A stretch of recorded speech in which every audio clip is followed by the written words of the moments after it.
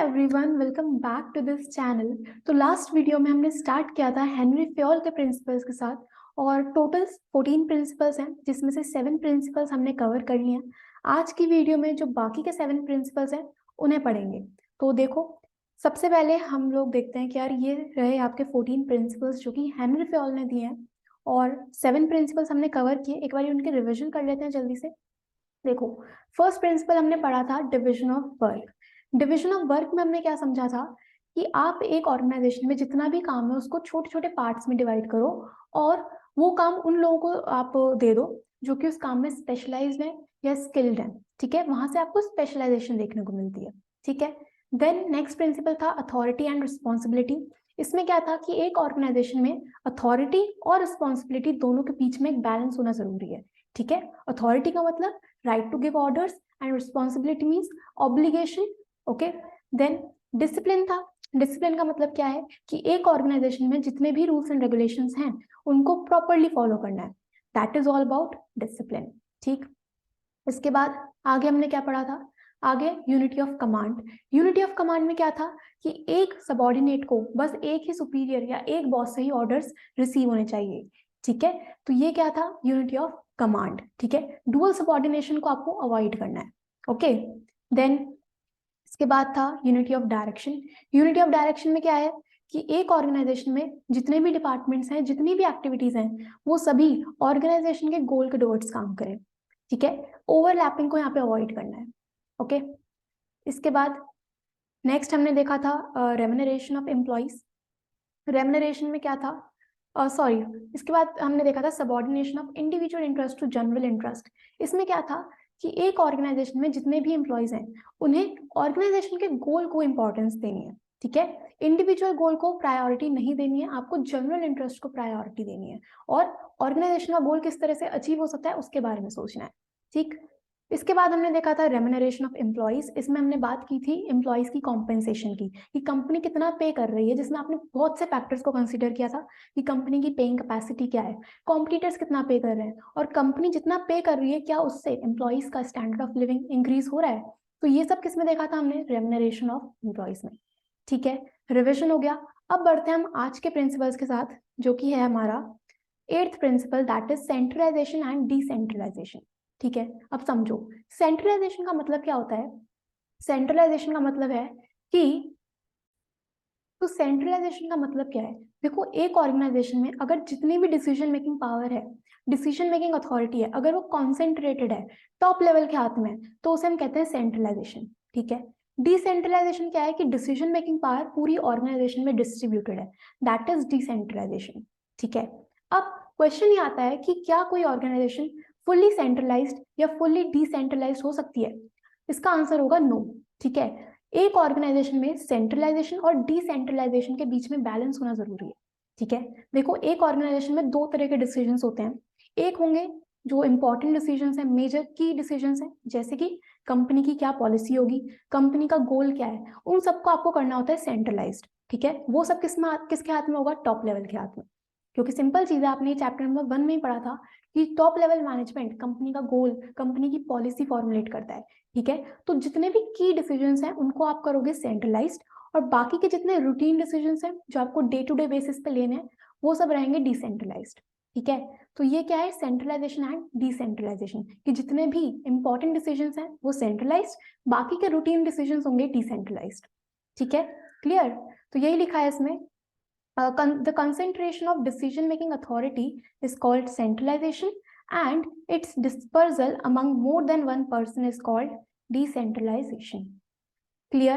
ठीक है, इसके बाद नेक्स्ट आता है स्केलर चेन। ये बहुत इंपॉर्टेंट है। स्केलर चेन का मतलब क्या है कि एक ऑर्गेनाइजेशन में अगर सुपीरियर को सबॉर्डिनेट तक कोई बात पहुंचानी है, कम्युनिकेट करना है, तो वो एक चेन के थ्रू होगा। ठीक है, एक ऑर्गेनाइजेशन में कम्युनिकेशन जो है वो एक चेन के थ्रू फ्लो करेगा, उसे हम कहते हैं स्केलर चेन। ठीक है, देखो क्या लिखा है, the formal lines of authority from highest to lowest ranks are known as scalar chain. ठीक है, कि अगर हाईएस्ट यानी कि जो सुपीरियर है उसे सबॉर्डिनेट तक कोई बात पहुंचानी है तो वो किसके थ्रू होगा? स्केलर चेन के थ्रू। सिस्टमैटिक कम्युनिकेशन को ये कहीं ना कहीं प्रमोट करता है। ठीक है, और किसी भी तरह के रूमर्स या फेक न्यूज स्प्रेड ना हो तो उसको ये अवॉइड करेगा। ओके, तो इसका डायग्राम क्या है, देखो नीचे देखते हैं इसका डायग्राम। इसमें क्या है, डायग्राम में जो ए है, ए यहाँ पे सुपीरियर है, ठीक है, और जो बाकी के लोग हैं B C D E F G H I, ये हैं सबऑर्डिनेट्स। ओके, अब सपोज ई को कोई बात ए तक पहुंचानी है, ई को सपोज ई को कोई बात ए तक पहुंचानी है, तो वो कैसे कम्युनिकेट करेगा? ई पहले डी को बताएगा, फिर डी सी को बताएगा, सी बी को बताएगा, और फिर बी ए को बताएगा। ठीक है, तो कम्युनिकेशन बिल्कुल सिस्टमैटिक वे में होगा, ठीक है, जिससे किसी भी तरह के रूमर स्प्रेड नहीं होंगे। ओके, अब केस ये आता है कि सपोज डी को कोई चीज एच तक बतानी है, ठीक है, डी को कम्युनिकेट करना है एच के साथ, और कुछ अर्जेंट मैटर है, ठीक है, इमरजेंसी का सिचुएशन है, और डी को कोई बात एच तक पहुंचानी है, तो उसके लिए उसको कौन सा रूट देखना पड़ेगा कि पहले डी सी को बताएगा, फिर सी बी को, बी ए को, इसी तरह ए एफ को बताएगा, एफ जी को, और फिर जी एच को बताएगा। बट अगर इमरजेंसी की सिचुएशन है तो डी डायरेक्टली एच से कम्युनिकेट कर सकता है, जिसका एक शॉर्टेस्ट रूट है जिसको हम कहते हैं गैंग प्लैंक, ठीक है, जिसके हम कहते हैं गैंग प्लैंक। ठीक है, तो ये जो शॉर्टेस्ट रूट है ये आप कब यूज करोगे? अगर इमरजेंसी है। ओके, तो स्केलर चेन समझ में आया कि आप कम्युनिकेशन बिल्कुल सिस्टमैटिक वे में कर रहे हो, एक चेन के थ्रू। ठीक, सही है। इसके बाद नेक्स्ट है हमारा principle number 10, that is principal of order. Principal of order क्या है? यहाँ पे ऑर्डर का मतलब कमांड देना नहीं है, यहाँ पे ऑर्डर का मतलब है प्रॉपर अरेंजमेंट होना, ठीक है, ऑर्गेनाइज्ड वे में सारा काम होना। तो प्रॉपर अरेंजमेंट मीन्स ऑर्डर, ठीक है। इसका मतलब क्या है कि एक ऑर्गेनाइजेशन में जितने भी लोग हैं या जितने भी रिसोर्सेज हैं उनका एक प्रॉपर प्लेस होना जरूरी है। वहां से एफिशिएंसी बढ़ेगी, आपका कॉस्ट भी कम आएगा, टाइम भी कम लगेगा, एफर्ट भी कम लगेगा, और प्रोडक्टिविटी बढ़ेगी।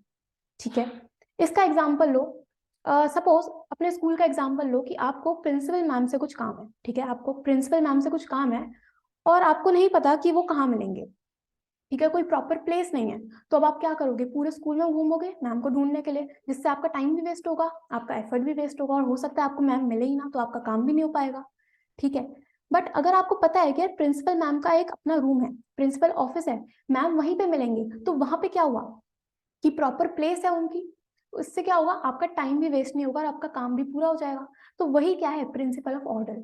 ठीक है, इसी तरह एक ऑर्गेनाइजेशन में जितने भी लोग हैं, जितने भी वर्कर्स हैं, मैनेजर्स हैं, और जितने भी रिसोर्सेज है, रॉ मटेरियल है, उन सबकी एक प्रॉपर प्लेस होनी जरूरी है।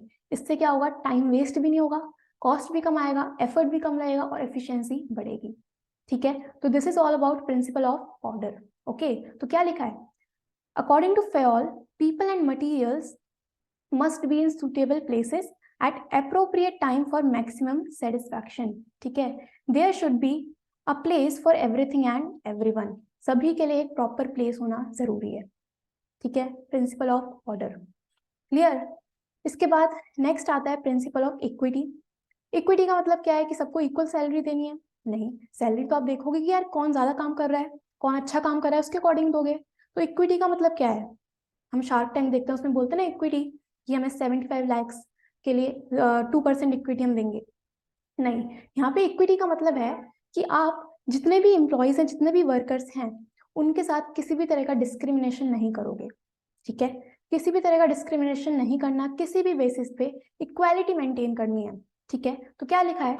This principle focuses on kindliness and justice in the behaviour of managers towards workers. ठीक है, there should be no discrimination against anyone on account of sex, religion, caste, belief, gender etcetera. ठीक है, कि जितनी बड़ी बड़ी कंपनीज होती हैं, एमएनसीज होती हैं, अब वहाँ पे अलग अलग लोग काम करते हैं। ठीक है, अलग अलग बैकग्राउंड्स होते हैं, अलग क्वालिफिकेशंस होती हैं, अलग अलग रिलीजन से होते हैं, तो आपको किसी भी वर्कर के साथ किसी भी तरह का डिस्क्रिमिनेशन नहीं करना है, सबको इक्वली ट्रीट करना है। ठीक है, तो this is principle of equity. Clear? ठीक है, इसके बाद नेक्स्ट है हमारा principle number 12, that is stability of personnel. ये पर्सनल नहीं है, ये पर्सोनेल है, यानी कि ह्यूमन रिसोर्स या फिर आपके एम्प्लॉइज। ठीक है, human resource. Stability of personal का मतलब क्या है कि देखो, फेयोल का मानना यह है कि अगर आपने एक पर्सन को सिलेक्ट किया है, एक एम्प्लॉय को रखा है, तो उसके पीछे आपने बहुत मेहनत करी होगी। ठीक है, पहले आपने रिक्रूटमेंट किया होगा, यानी कि आपने एडवर्टीजमेंट दिया होगा कि हाँ हमारी कंपनी में जॉब वैकेंसी है, फिर आपने सिलेक्शन प्रोसेस फॉलो किया होगा कि आपने उसका एम्प्लॉय का टेस्ट लिया है, इंटरव्यू लिया है, बैकग्राउंड चेक किया है, फिर उसे प्रॉपर ट्रेनिंग दी होगी जिसमें आपकी कंपनी का टाइम भी लगा है, एफर्ट भी लगा है, कॉस्ट भी लगा है। तो अब ये फ्योल का मानना ये है कि अगर आपने एक एम्प्लॉय को सिलेक्ट कर लिया है तो उसे एक पर्टिकुलर टाइम पीरियड के लिए अपनी ऑर्गेनाइजेशन में रखो, ठीक है। बहुत जल्दी उसे कंपनी से निकालना नहीं है, ठीक है। यही है स्टेबिलिटी ऑफ पर्सनल। तो क्या लिखा हुआ है इसमें, employee turnover should be minimized to maintain organizational efficiency.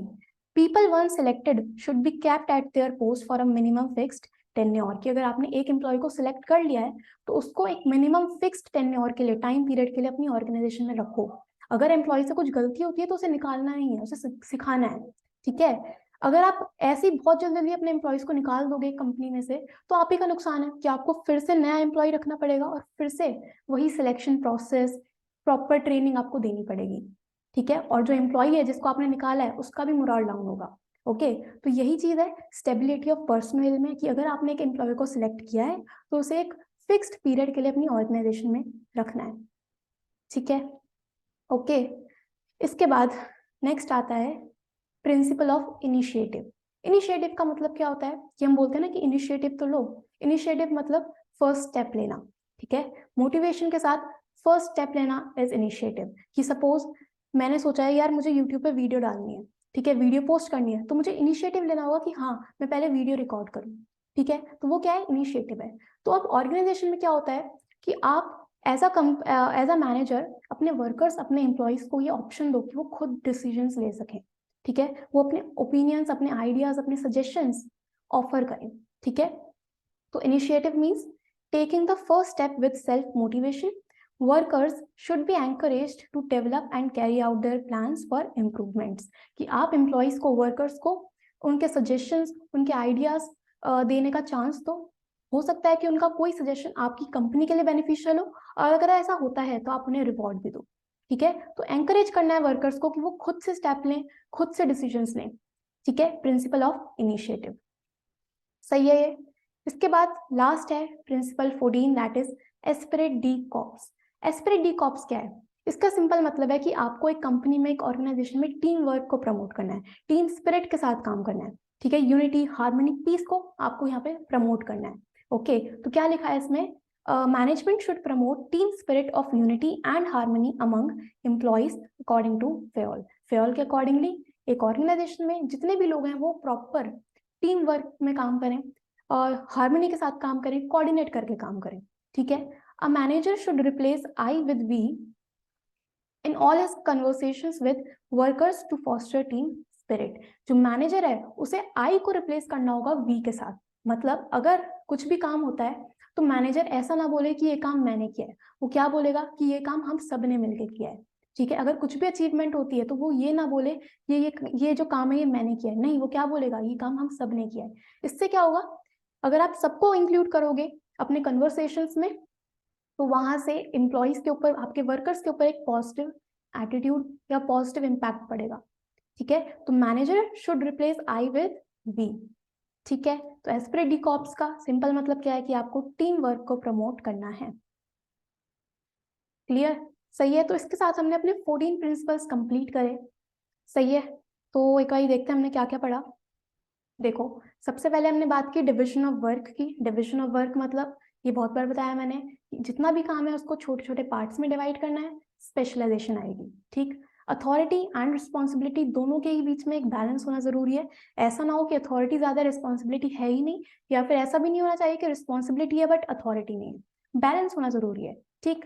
इसके बाद देखा था हमने डिसिप्लिन। डिसिप्लिन में क्या था कि जितने भी रूल्स एंड रेगुलेशंस हैं उनको प्रॉपरली फॉलो करना है, नहीं करोगे तो पेनल्टी लगेगी, ठीक। इसके बाद यूनिटी ऑफ कमांड में क्या है कि एक सबऑर्डिनेट के ऊपर एक बॉस होना चाहिए, ठीक है, एक से ज्यादा बॉस नहीं होने चाहिए। इसके बाद यूनिटी ऑफ डायरेक्शन, जिसमें क्या बात हुई थी कि जितने भी डिपार्टमेंट्स हैं, जितनी भी एक्टिविटीज आप परफॉर्म कर रहे हो, सबका जो गोल है वो ऑर्गेनाइजेशन के गोल के टुवर्ड्स होना चाहिए, ठीक है। Then subordination of individual interest to general interest. इसका मतलब कि प्रायोरिटी किसे देनी है, जनरल इंटरेस्ट को, ओके। फिर हमने देखा था रेम्युनरेशन ऑफ एम्प्लॉइज, कि आप कितना कंपेंसेशन दे रहे हो अपने एम्प्लॉइज को, वो सब किस में आता है, रेम्युनरेशन में, ठीक। इसके बाद हमने क्या पढ़ा, सेंट्रलाइजेशन एंड डिसेंट्रलाइजेशन। सेंट्रलाइजेशन मतलब कि डिसीजन मेकिंग पावर सारी की सारी टॉप लेवल के हाथ में, और डिसेंट्रलाइजेशन मतलब कि जो डिसीजन मेकिंग पावर है वो पूरी ऑर्गेनाइजेशन में डिस्ट्रीब्यूटेड है। इसके बाद हमने बात की थी स्केलर चेन की। स्केलर चेन मतलब कि जो कम्युनिकेशन है एक ऑर्गेनाइजेशन में वो प्रॉपर चेन में फ्लो करेगा। और शॉर्टेस्ट रूट यहाँ पे कौन सा था, जो कि आप बस इमरजेंसी के केस में यूज कर सकते हो, जिसे हम कहते हैं गैंग प्लैंक। ठीक है। इसके बाद प्रिंसिपल ऑफ ऑर्डर। ऑर्डर मतलब कि जितने भी लोग हैं, जितने भी रिसोर्सेज हैं, उनकी एक प्रॉपर प्लेस होनी जरूरी है, वहां से आपको एफिशिएंसी देखने को मिलेगी। ठीक है, तो यहाँ पे बात हुई है प्लेस की। ठीक, इसके बाद हमने बात की इक्विटी की। इक्विटी मतलब कि सभी को इक्वालिटी के साथ ट्रीट किया जाए, किसी भी तरह का डिस्क्रिमिनेशन नहीं होना चाहिए। ओके, तो नो डिस्क्रिमिनेशन। ठीक, इसके बाद स्टेबिलिटी ऑफ पर्सोनेल मतलब कि अगर आपने एक एम्प्लॉय को सिलेक्ट कर लिया है तो उसे एक प्रॉपर टाइम पीरियड के लिए अपनी ऑर्गेनाइजेशन में रखना है, बहुत जल्दी उसे निकाल नहीं देना। ठीक है। Then initiative. इनिशिएटिव मतलब कि आप फर्स्ट स्टेप लो, वर्कर्स को आप ये चांस दो कि वो खुद डिसीजंस ले सकें, अपने सजेशंस ऑफर कर सकें। ठीक है, अगर अच्छे सजेशंस आते हैं तो उनको रिवॉर्ड दो, उनको रिकॉग्निशन दो, उनको रिस्पेक्ट दो। ठीक, फिर लास्ट था एस्पिरेट दी कॉर्प्स, जिसमें हमने बात करी किसकी, टीम वर्क की, प्रॉपर कोऑर्डिनेशन होना चाहिए, टीम वर्क के साथ काम करो। मैनेजर को रिप्लेस करना होगा आई विद बी। ठीक है, आई को आपको रिप्लेस करना है बी के साथ।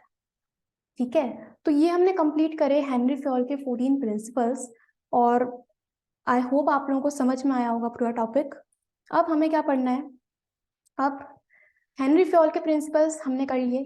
ठीक है, नेक्स्ट वीडियो में हम देखेंगे FW टेलर के प्रिंसिपल्स। ठीक है, FW टेलर के 4 प्रिंसिपल्स हैं और कुछ टेक्निक्स हैं, तो वो हम आने वाली वीडियोस में कवर कर लेंगे। तो आई होप आप लोगों को अच्छी लगी होगी वीडियो। तो थैंक यू सो मच।